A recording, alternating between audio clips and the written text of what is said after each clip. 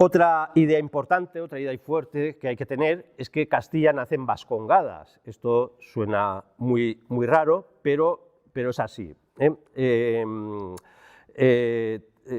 Para entendernos, todavía Castilla no es un reino, Castilla, bueno, ni siquiera es medio condado, bueno, está ahí forjándose Castilla todavía, lo que es fuerte es el reino de Navarra.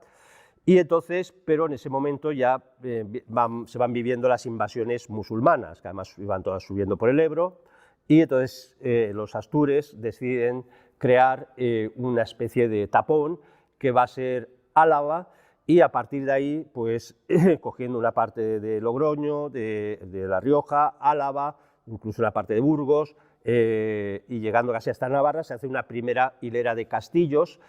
Esto lo hemos llamado, ellos no lo sabían, no lo llamaban así, la primera Castilla, porque castellus es castillo, en plural castella son castillos, entonces sería como la primera hilera defensiva. Cuando ya han resistido al Islam, se construye más arriba otra línea de castillos, ya tocando Burgos, tocando otras poblaciones, Amaya, etc. Y esto se le llamó Bardulia, por lo tanto, en honor a los guipuzcoanos, a los bárdulos. Y cuando ya se hace la tercera línea, curiosamente, a la segunda le empiezan a llamar la Vieja Castilla. La primera vez que se utiliza este término de Vieja Castilla es en territorio vasco. Hemos de pensar que se están repoblando la población, se están repoblando las poblaciones, y es evidente que lo hacen con poblaciones vasconas, cántabras, en el sentido que he dicho.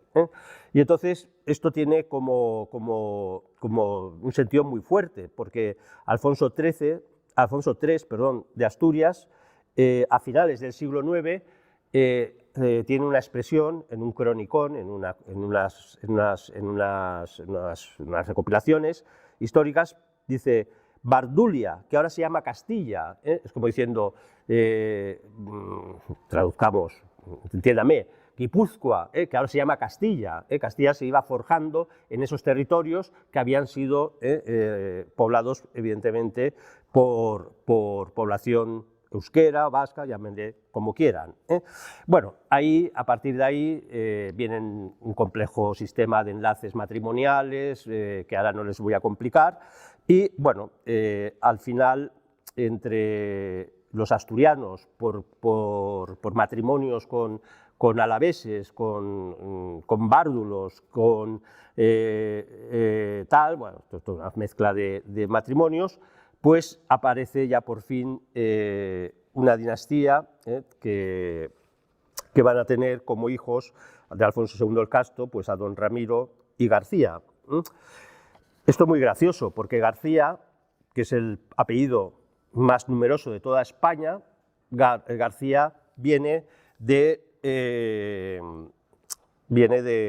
Gaztea, joven. García es un apellido vasco, esencialmente vasco. En cambio, por desgracia, creemos que hay palabras que son muy vascas.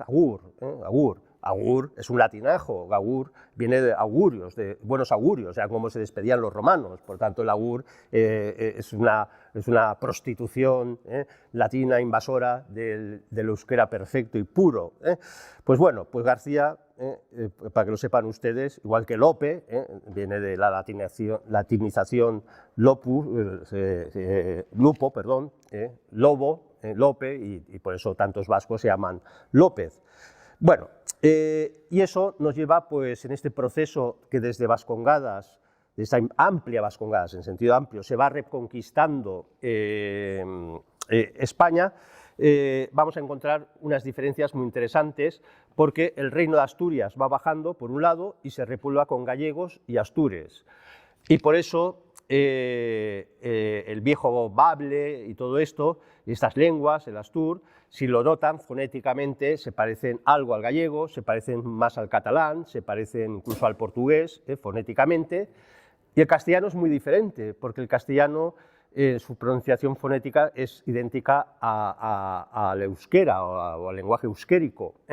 ¿Por qué? Porque Castilla, que va bajando y ya saben que va a haber pues, una lucha entre León y Castilla, a ver quién tiene el dominio. Primero Castilla es un condado de León y del Reino de León, y luego al final al revés.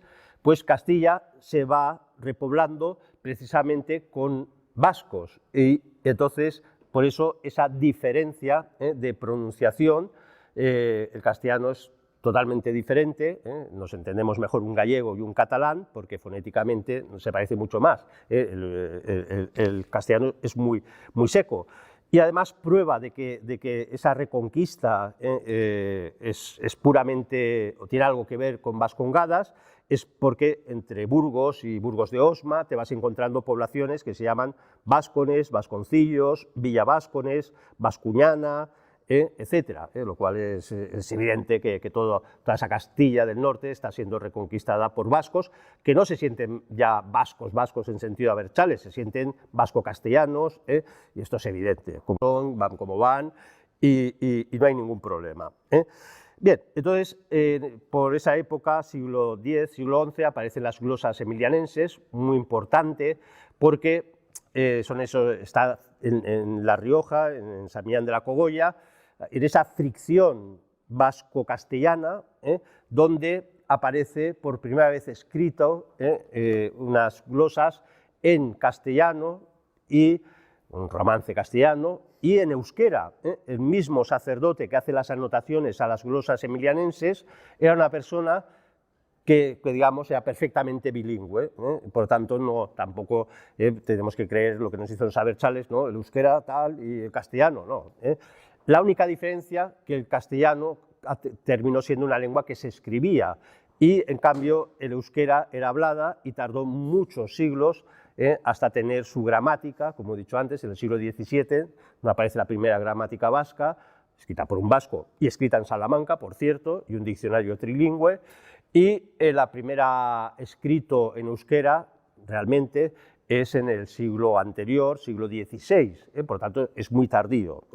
Pero las glosas emilianenses son muy importantes, Bien, no quiero alargarme.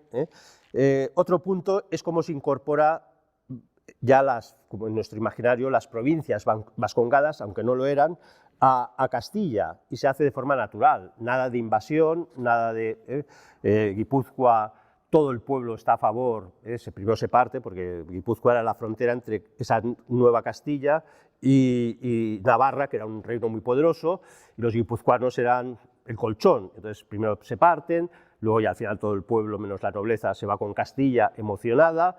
En Álava pasa lo contrario, la nobleza pues desea ser castellana y se pasa a Castilla.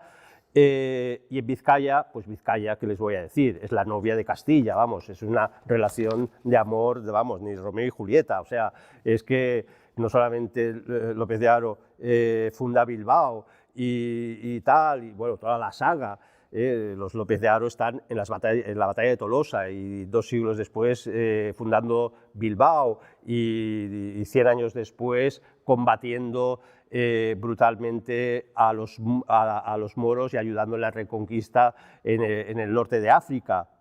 Bueno, por una serie de lazos matrimoniales, el señor de Vizcaya, Juan de Castilla, pues asume el señorío de Vizcaya y se integra, y todos contentos.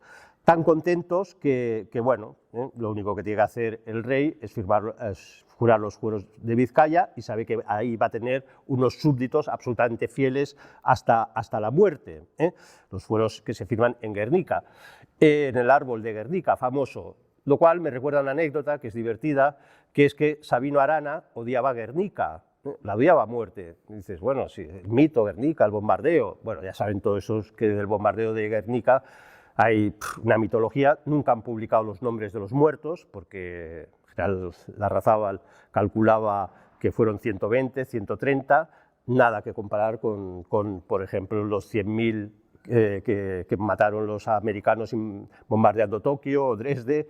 O sea, es que el gobierno vasco se ha negado a poner los nombres, porque entonces el mito se hunde.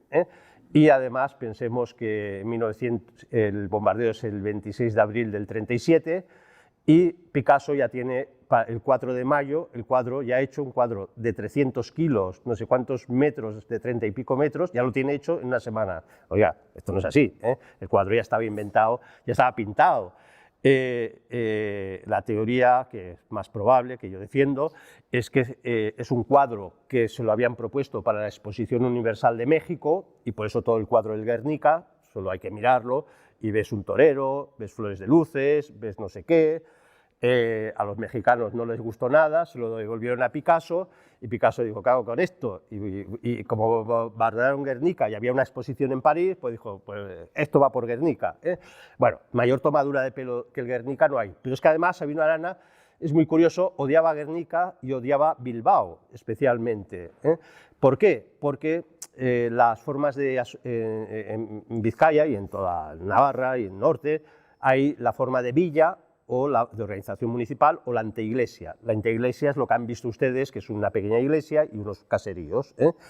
Y Sabino Arana decía, el verdadero vasco es el de la anteiglesia, el aldeano, el basastarra, ese es el verdadero, los demás no sobran, no son vascos de verdad, no son vizcaínos, bueno, no utilizaba el término vasco, no son vizcaínos, y tal. Y entonces, claro, dice Bilbao, está lleno de maquetos, y dice, si no hubiera existido, si López de Haro no hubiera fundado Bilbao, qué felices seríamos los vizcaínos. Pues imagínense Vizcaya sin Bilbao, estarían todos muriéndose de hambre, ¿no? Pero qué felices seríamos los vizcaínos, lo dice así, literalmente.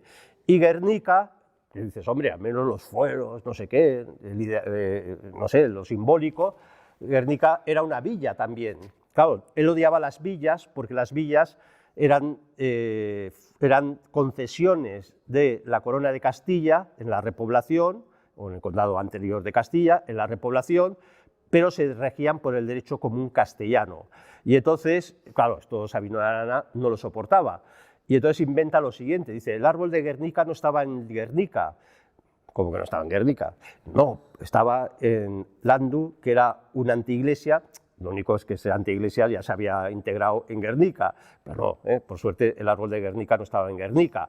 Claro, esto ahora se lo explicas a una Berchale y te llaman fascista, pero oiga, era lo que pensaba, es la locura, ¿no? Bueno, entonces hablando de fueros, y no queriendo alargarme más de la cuenta, porque tiene que hablar Fernando, bueno, los fueros fueron escritos siempre en castellano, tenían muy claro esto del pueblo que habla y escribe en euskera y es invadido por el castellano, todo esto es honesto. Los fueros de Logroño, de hecho, ya pues porque había sido zona de influencia vascona, pues son utilizados, son escritos en castellano, utilizados claramente para luego ir componiendo esas villas de repoblación de lo que va a ser Castilla. Los fueros todos son redactados en castellano. Las juntas provinciales de Vizcaya, si un representante elegido iba y no sabía castellano, no lo admitían, lo sacaban fuera, o sea, para que luego vayan diciendo.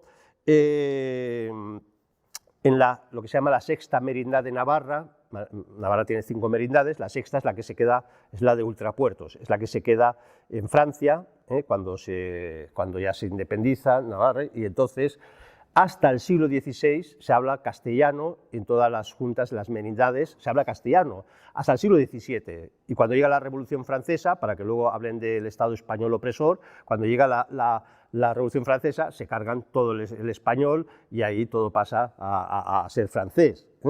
Pero bueno, esto es como muy importante. Podríamos hablar de muchísimas cosas. Hay personajes muy interesantes. El padre Cardaveraz, que fue amigo del padre Hoyos, si alguien no lo conoce. El padre Hoyos es el que tiene aquella visión del Sagrado Corazón que dice: reinaré en España con más predilección en otras partes. Y este cura vasco, se carteaban, y es el primero que predica por primera vez en Bilbao que el Sagrado Corazón triunfará en España con más veneración que en otras partes. Por lo tanto, y nadie se escandalizaba, o sea que insisto, esta ruptura mental que nos han hecho, ¿no?, entre el mundo vasco y el mundo español o castellano no se aguanta. De San Ignacio de Loyola se ha hablado muy bien en el acto, poco puedo decir, aparte de que era Viamontés, que se había educado con los Reyes Católicos, no es el euskalduno que nos quieren hacer ver, que posiblemente habló siempre castellano, su conversión potente fue en Cataluña. En Cataluña escribió un tratado de 80 páginas en castellano romance, escribe los ejercicios espirituales en castellano. En Calabria, cuando intenta llegar a Tierra Santa, todo el mundo dice que habla castellano romance, o sea, posiblemente no habló nunca euskera, posiblemente, y por lo tanto, y esas reflexiones que has citado muy bien, esas citas de esa españolidad, por la defensa de lo que es la monarquía hispana, y todo eso lo tenía más que claro. Por tanto, no me va a entretener porque ya se ha hablado de eso. Los vascos participaron en todos los proyectos de Hispania. Luego Unamuno lo recoge en una frase muy impresionante, en América sobre todo. Yo les recomiendo, hay un libro que es irrefutable, son 5 volúmenes que son de Segundo de Ispizua, es la historia de los vascos en el descubrimiento, conquista y civilización de América. Solo con estos volúmenes desarticulas todo el imaginario del nacionalismo, porque hay evidentemente buena parte de la escuadra hispánica, de la monarquía hispánica, se forja en los puertos que los reyes permiten que tengan el norte de Vascongadas. Cuando Fernando III toma Sevilla, mucho antes de que los vascos se hayan integrado en Castilla, participan como si fueran castellanos. Colón en la Santa María era propiedad de Juan de la Cosa, que era vizcaíno y se le apellidaba así, Juan Vizcaíno, y toda la tripulación prácticamente de la nao Santa María, que acompaña a Colón, eran vizcaínos. Bueno, así Blas de Lezo estuvo, por cierto, en el famoso 11 de septiembre de 1714 en Barcelona, defendiendo la causa borbónica, que por cierto ahí perdió una pierna y ya hay un brazo, y con 26 años ya estaba tuerto, cojo y manco, y la guerra que dio después, y todos sabemos, ya lo hemos leído muchas veces por las redes, que lo que dio. Churruca muere en la batalla de Trafalgar de forma superheroica, también sesgada una pierna. Zumárraga, que es el primer obispo de México, durangués, es el que lleva la primera imprenta a México, instala la primera universidad, es el que recibe al indio Juan de Diego, que ha tenido la visión de Nuestra Señora de Guadalupe. Encontramos vascos sin parar, no me voy a alargar. En la batalla de Lepanto también es fundamental. Ahí participaban muchísimos catalanes, pero Domingo de Zabala pues, estará en la Galera Real con don Juan de Austria y con Recasens. Hay el que construye la nave, que es Alzate de Fuenterrabía, es el que construye la nave de Juan de Austria, y luego es el capitán de la nao del Papa. Bueno, es tan importante que incluso hoy en día en el Hórreo hay los rebondillos, que es una especie de alarde donde todavía se celebra. Es muy especial porque solo participan 12 o 14 personajes vestidos de época que digamos, recuerdan la batalla de Lepanto, o sea que todavía han quedado como esos restos de tradición, que evidentemente los vascones, pues los traversares quieren aberrar. Y ahora vamos a hablar de las tuences. Las tuences es una cosa muy divertida, porque he dicho que el pobre Sabino Arana no sabía hablar vasco y por lo tanto se lo tenía que inventar todo, hacía ver que estudiaba, pero no tenía ni idea. Tenía un amigo que era Resurrección María Azcue, un sacerdote, eran amigos, pero Azcue sí que era vasco hablante, además era muy inteligente, estudió mucho, y hubo una cátedra hubo una oposición para una cátedra de la Diputación de Vizcaya para lengua euskera, y la gana Azcue. Entonces, claro, Sabino Arana, ya a partir de ahí, ya fue su enemigo mortal, y entonces le acusaba a Azcue de estar inventando el azcuense, ¿no? Como una lengua propia.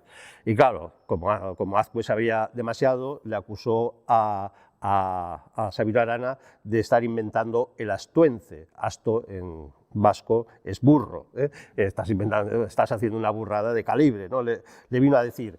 De ahí que el pobre Sabino Arana tenía que inventárselo todo, los nombres, como bien saben. Bueno, es terrible. Hizo un Padre Nuestro en su euskera que se había inventado, ¿no? Y no lo entendía nadie. Un católico en euskera que lo había rezado todavía dice, no entiendo esto cómo se reza, ¿no? Cambió el sistema vigesimal, que era euskérico, por el decimal, que era castellano. Bueno, se empieza a inventar los nombres. Koldo, que se lo inventa de un germánico antiguo, que es Clovis, y sobre todo recoge nombres del pobre Navarro Villoslada, que era un carlista, que escribe una novela romántica, que ya, como saben todos, es Amaya, y los vascos del siglo VIII.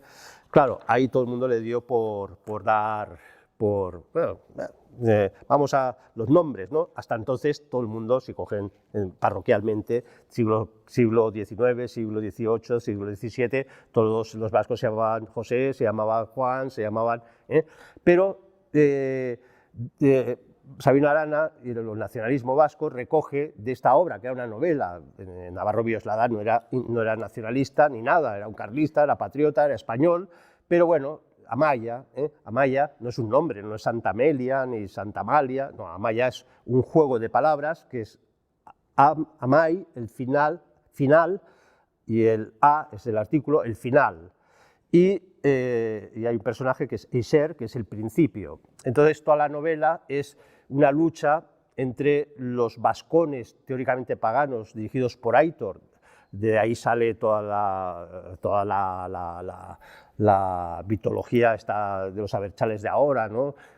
Pagana, pero claro, es tremendo, porque Aitor se lo había inventado, ni existía en la mitología ni nada. Y además la novela termina que esta pagana, que es Amaya, que es el fin del paganismo, y se compromete para luchar contra los musulmanes con el líder vascongado, que por cierto se llamaba García, claro, no se iba a llamar de otra forma, ¿no? Con lo cual, a partir de ahí, bueno, los vascongados ya saben que los nombres estos todos son sacados, son inventados, no tienen ningún sentido, y se llega a cosas absurdas, como inventarse nombres como Adur. Adur, si lo buscan en el diccionario euskera, Adur es lerde o Adur significa baba, baboso, y entonces hay gente que se llama Adur. Y yo voy a Google a poner Adur Martínez, a ver qué aparece, y no aparecía un Adur Martínez, pero aparecía un Adur Ramírez, que es uno de esos chavales condenados por lo de Alsasua. Y entonces yo pensando, hombre, a este chaval le tienen que decir que sus padres le han puesto baba de nombre, ¿no?